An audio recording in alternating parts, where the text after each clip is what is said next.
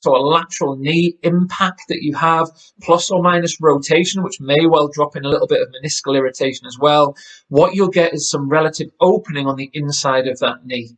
Now, the MCL that sits there will become overstressed. And again, if you've got anything from like a grade 2 or above, you're more than likely to have some residual laxity that is there. Now, when the athlete returns, you may need to use some techniques that I'll show you here. So if we run through an MCL strapping for an athlete here, what I'd start with is just something underneath the heel. So if you get the athlete just to lift the heel up and pop that down, just so they're out of full knee extension. So if we think about the MCL that we're going to try and support, it's fairly stable in an extended position, but then as we come out of that position, that's when we require the stability. So it makes sense to strap it in that position. So what I'm going to do is create 2 anchors, top and bottom, and then what I'm going to do is create a build-up of crosses over that MCL, and then just run some vertical strips straight down from there. The anchors that you can use can vary. You could use EAB strapping, some taillight strapping, some Hyperfix. Just for ease of this, what I'm going to do is just apply the zinc oxide strapping here. So give yourself a good 6 inches above the knee to do it.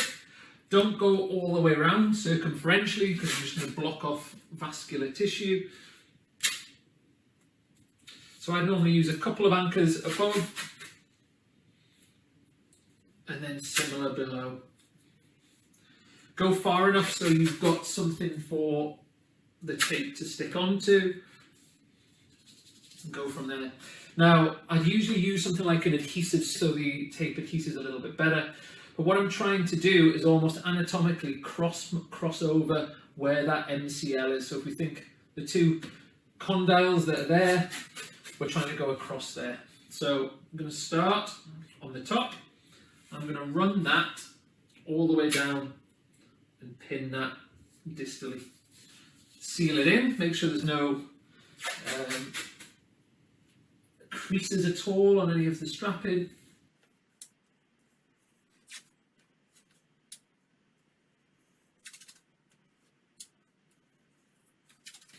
So for the next ones, what you can do is lay the strapping on. What I quite like to do is almost measure it up, just for ease.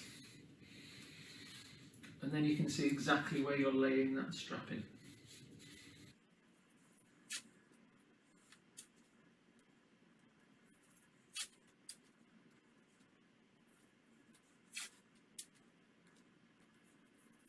So once you've built up the cross, what you're going to do then is just lay some strips vertically through there.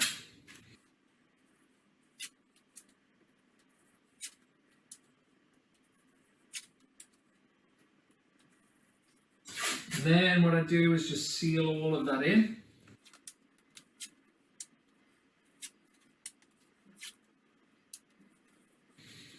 So you can see there we've got the cross and then the vertical strips. Depending on how much stability you need, depends on how many strips you're likely to use. And then what I do is just add either a taillight strapping or an EAB strapping if you want a little bit more stability. Start medially. Lay that on. Then once you've got a reasonable base layer, what you're doing is just guiding the tape directly over where that MCL is.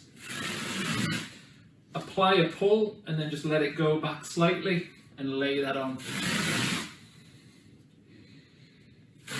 Try if you can not to cross the back of the knee, which is a bit uncomfortable, and try not to encroach on that patella.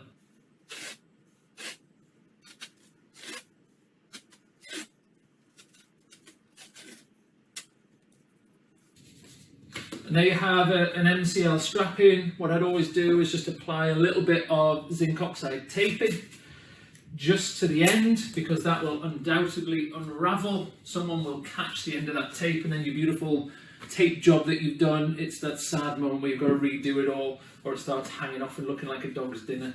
But that is an MCL strapping, so you can see the crossover medially, and then obviously everything else is just locked in from there. You haven't encroached on the patellofemoral joint, and also you've left the back of the knee free, just so there's no crinkling of the tape that can occur in there.